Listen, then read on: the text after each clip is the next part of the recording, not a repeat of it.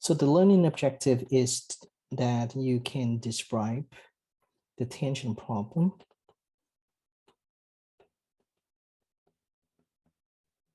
and how it leads to the idea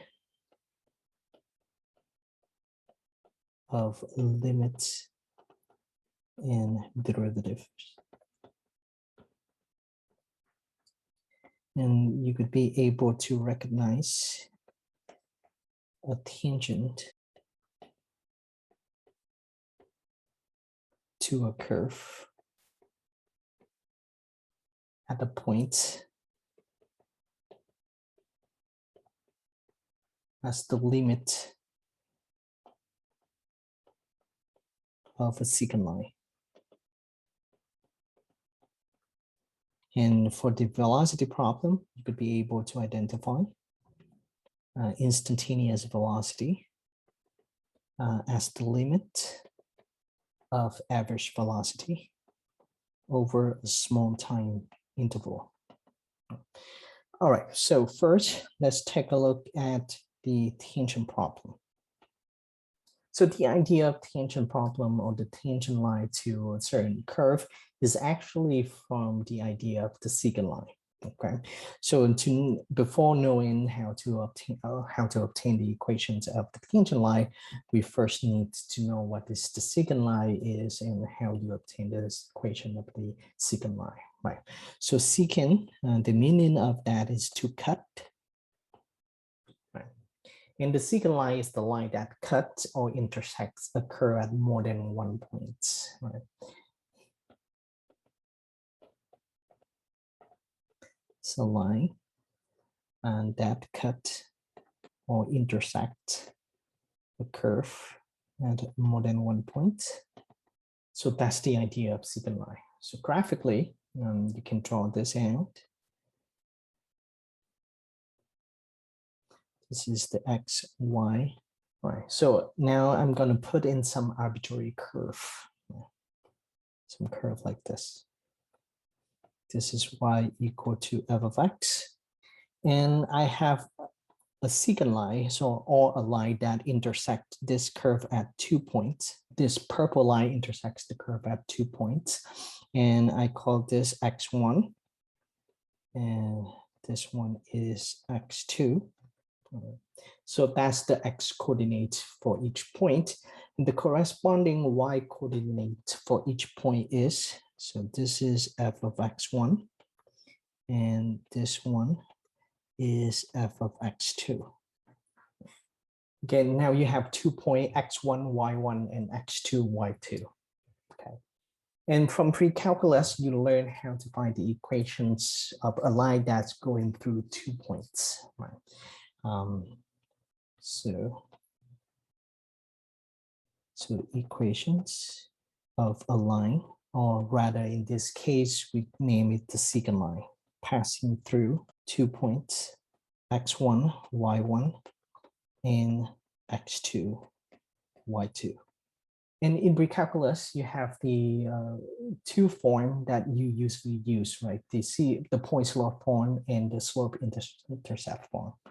Right, so from here, you can write either the point slope form, which is y minus y1 equal to m times x minus x1, or you can use the slope intercept form, as y equal to mx plus b, right? Where m is the slope is equal to y2 minus y1 over x2 minus x1. Right, so this is the slope of the secant line.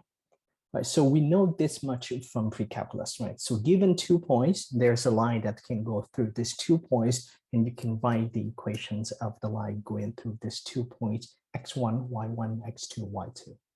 Now that's the introductions to the secant line. And you know about secant line, you know how to find the equations to the secant line. Now let's move on to identify tangent line. So for the tangent line, the meaning of tangents mean to touch. So therefore, the tangent line, right, is a line that touches the curve. And this has the same directions as the curve at the point of contact. So for example, if I have just some arbitrary curve like this, right, so let's say this is y equal to f of x, and I identify this is the point of contact. And therefore, if I draw a line through this point, right, so this is the tangent line. Right, so this is, let's say, x1, y1. Right, so the line, right, so this is the tangent line of y equal to f of x at the point x1, y1. Even though it's intersect the curve at this point, x1, y1, the line, the purple line, touches the curve at that particular point. And because of that, this line is the tangent line. So you can kind of have an idea of what is the secant line is and what the tangent line is. Now, let me give you an example that you calculate the equations or the slope of the secant line. And from the slope of the secant line, you can identify the slope of the tangent line. Find an equation of the tangent line, y equal to x squared at the point 1, 1. Okay, so this is the setup. So I have y equal to x squared, which is the parabola. Right. So I put this on the xy plane.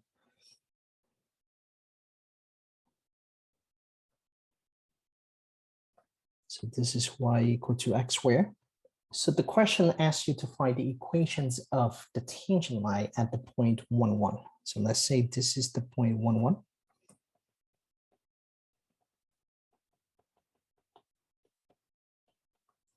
So that means you can draw a tangent line through this point.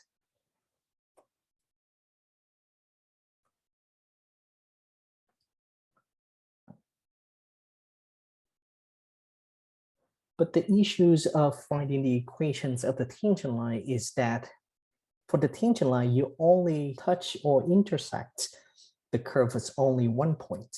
But in order to find the equation of a line, you need 2 points. So we're missing 1 point on the graph, right? And somehow you have to come up with the second point in order to write down the equation of the line. All right, so let's summarize what we have so far. The requirement is to find an equation of the tangent line to the curve at the point 1, 1. Again, the problem that we run into right now is that we only have one known point, which is 1, 1. Right, so we need another point besides 1, 1. Now, to get the second point, I'm consider just some random point or any point on the curve.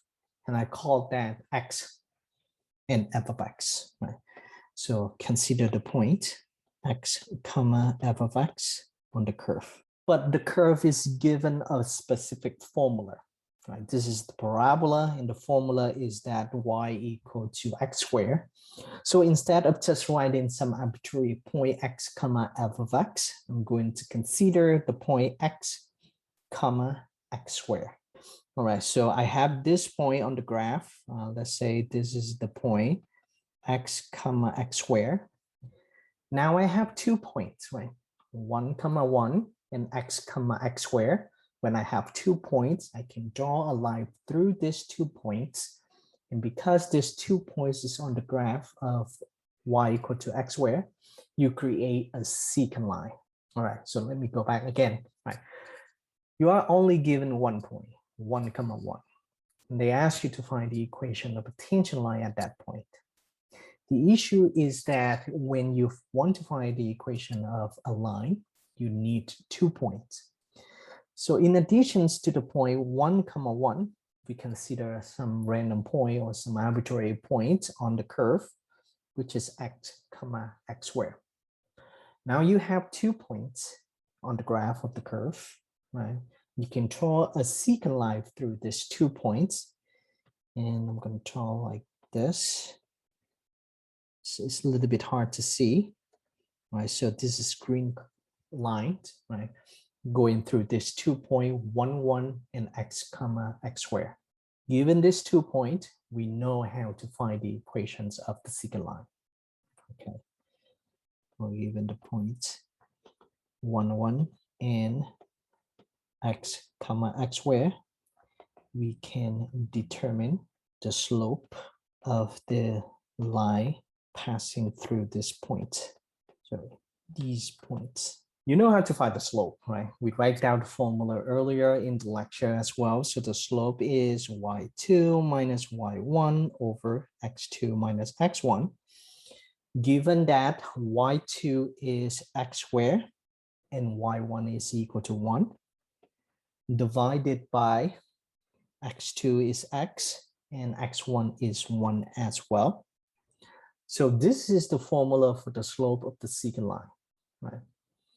And because this is the fractions, we have to make sure that x is different from 1, right? So we choose x different from 1 such that, because I want to make this clear that the second point that we choose shouldn't be the same as 1, 1, right? So such that the 2 points are not the same. Right, so we have the slope of the secant line, but what about the slope of the tangent line? Right? We still have to figure that out. Right? So the idea is that now you have the slope of the secant line. If I try to choose this point, x comma x squared, to right here, the points get closer to 1 comma 1. Right. Now, if I get a little bit closer to 1 comma 1, I can choose this point, and I can calculate the slope there. And eventually, the closer you get to 1 comma 1, the better the approximations of the tangent line are going to be. So let's do a series of calculations and see what happened. Okay. So I have the formula for the slope of the secant line right here. What I want to do is, if I let x equal to 2, then the slope is going to be, right, you can choose any random point, right? You can choose 2, you can choose 1.5, you can choose 1.1, right?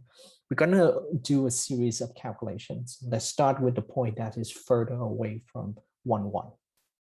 Now let x equal to 2, and you can calculate the slope. You get 2 squared minus 1 divided by 2 minus 1. This is equal to 4 minus 1, right? And therefore the slope is equal to 3. So that means if you choose the point x equal to 2, the slope of the secant line is going to be equal to 3. If you let x equal to 1.1, so this point get closer to the point 1 comma 1. When x equal to 1.1, the slope of the secant line is 1.1 squared minus 1 divided by 1.1 minus 1. So this gives me 2.1.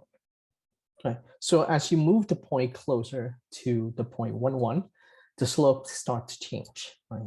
You start out with the slope equal to 3, and then now the slope is equal to 2.1.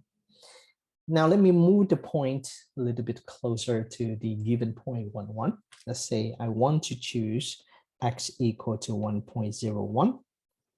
Then what I have is the slope secant line becomes 1.01 squared minus 1 divided by 1.1 minus 1. And per my calculations, I get 2.01 for the slope. So let me give you another calculations or 2 more calculations just to see how much the slope is going to change. Okay. So if I choose x to be 1.001, and then the slope is going to be 1.01 squared minus 1 divided by 1.001 minus 1. This will give me 2.001. Right. And one more calculation just for good measure. 1.0001, then the slope is going to be 1.001 squared minus 1 divided by 1.0001 minus 1. This gives me 2.0001. Do you recognize a pattern here? So the idea is that when you let x approaches 1, get closer and closer to 1, the point x comma x squared get closer and closer to the point 1 comma 1, right? And therefore the slope approaches the value 2. Okay, so let me draw that conclusions. So as x approaches 1, the mathematical notations that I'm going to use is this: x approaches 1, right? Just the arrow to 1, x approaches 1. Or the point x comma x squared approaches the point 1, 1. The slope of the secant line tends to 2. Or you can write m approaches 2. So when the point x comma x squared approaches 1, 1, right, the slope approaches 2, this suggests that the slope of the tangent line eventually, if you do more calculations or enough calculation, you will see that the slope of the tangent line is going to be equal to 2. Right? So this suggests that the slope of the tangent line at the point 1, 1 is m equal to 2. So this is a good news for us, right? So in order to write the equation of a tangent line, now you have a slope and you have a point 1, 1. You can write down the equation of the tangent line. So you have y minus y1 equal to m times x minus x1, given m is equal to 2 by our calculations. And the point is given to us as well, which is 1, 1. So you have y minus 1 equal to 2 times x minus 1. Rearrange this, you have 2x minus 2 plus 1, or the equations of the tangent line is 2x minus 1. So it's the equations of tangent line at the point 1, 1. Right, so this is the equation of the tangent line. But I want to clarify one thing, is that when you choose the point to, the second point to consider, the point x comma x squared, I choose the point on the right of 1, 1. Right. You can play the same game when you choose the point on the left of 1, 1. It will give you the same answer. Notice that the chosen point x comma x squared is on the right of the point 1, 1. When you choose x comma x squared on the left of 1, 1, you will get the same answer. So another note here, the calculations were done as x approaches 1 from the right.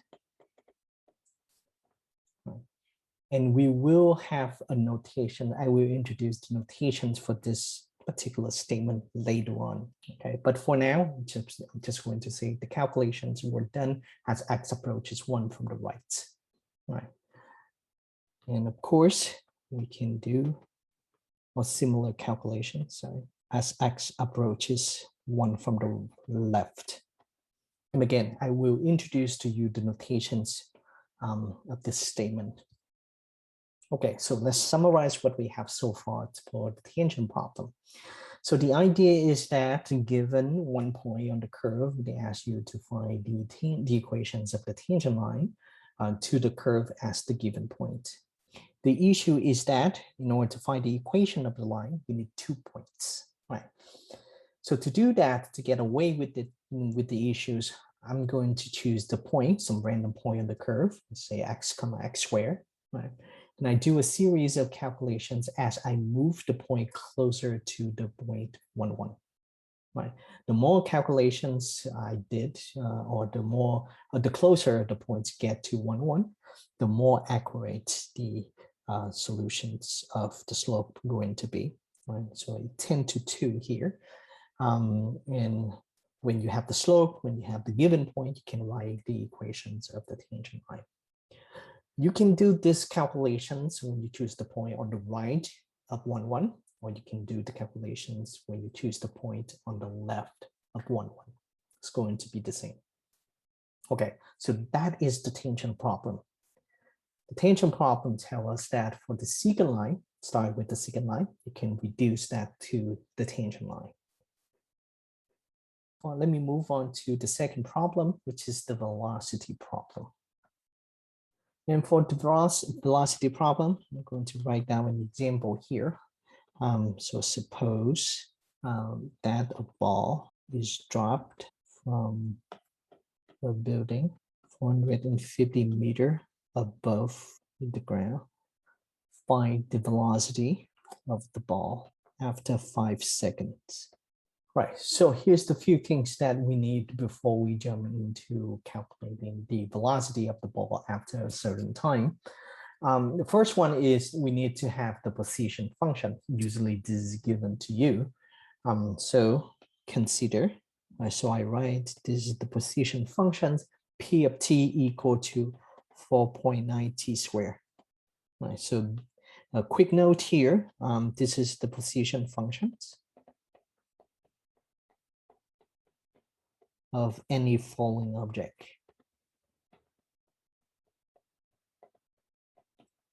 And the unit of this is meter.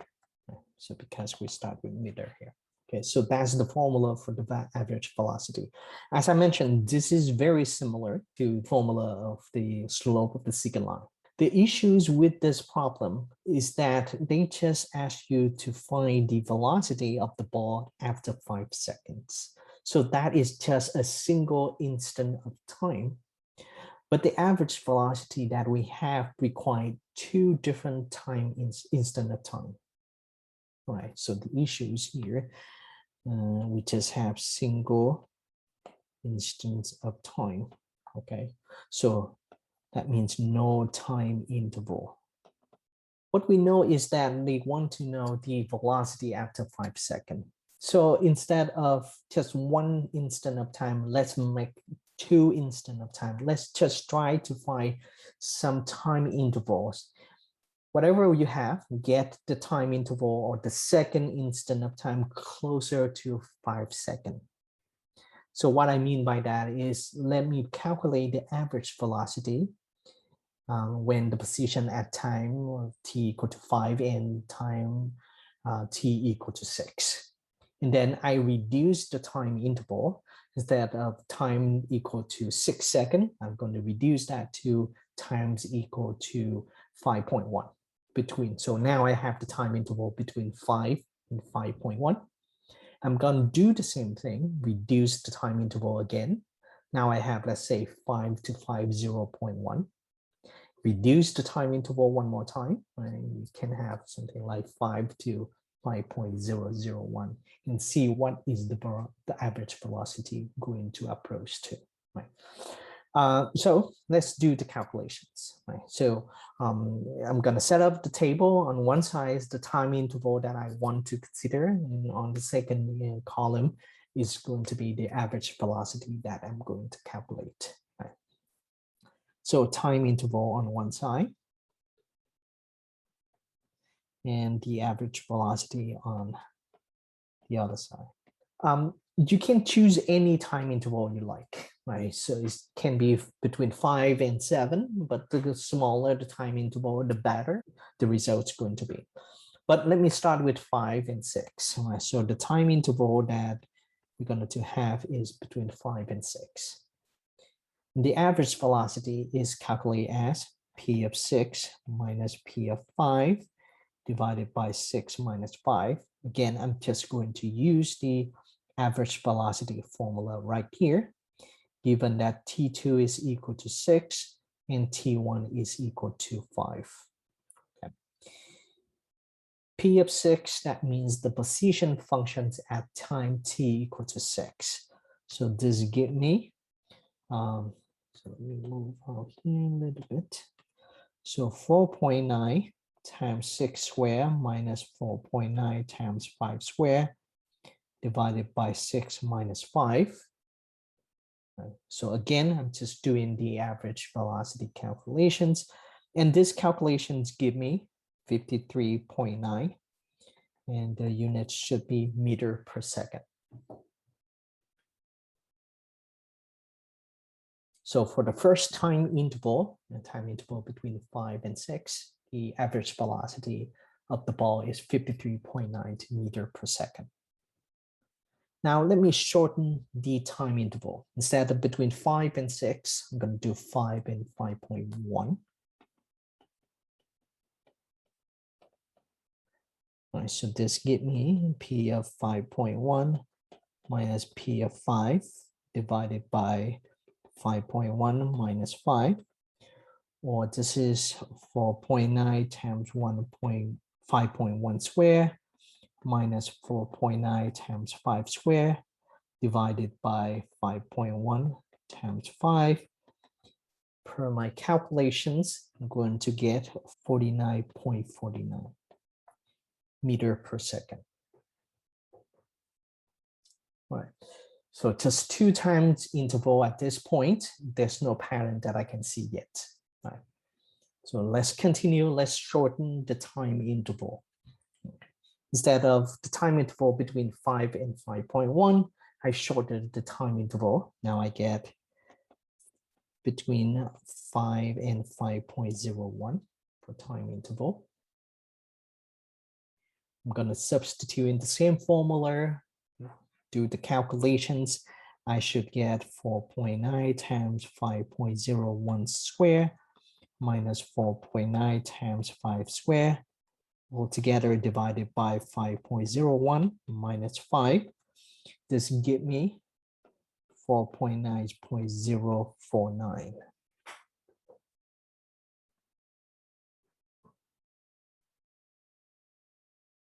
Okay. Kind of somewhat, we can somewhat see the pattern here, but I don't want to draw conclusions just yet, right? So let's shorten the time interval one more time and see what happened. So now the time interval is between 5 and 5.001. The calculation should be 4.9 times 5.001 square minus 4.9 times 5 square divided by 5.001 minus 5. I should get 49.0049 meter per second. As we shorten, the average velocity tends to 49 meter per second. So that means that the velocity, the correct terminology in this case should be instantaneous velocity of the ball after 5 seconds is 49 meter per second. So from these two problems, the tangent problem and the velocity problem, we come up with a new concept. It's called the limit concept, limiting value. Okay, so in order to solve the tangent and velocity problems, we must be able to find something called limit. So let me clarify one thing on these conclusions, right? So as t approaches 5 seconds, the velocity or instantaneous velocity approaches 49 meter per second. So again, in order to solve the tangent and velocity problems, we must be able to find limits, right? That is the concept that we're going to spend the next couple of weeks together, right? Try to understand the limit and calculate the limits of certain functions. And after the limits, with that foundations of limits, we're going to get to something called derivatives, right? Which is a very important concept in calculus. In addition to this, I can draw some conclusion or the relations instead.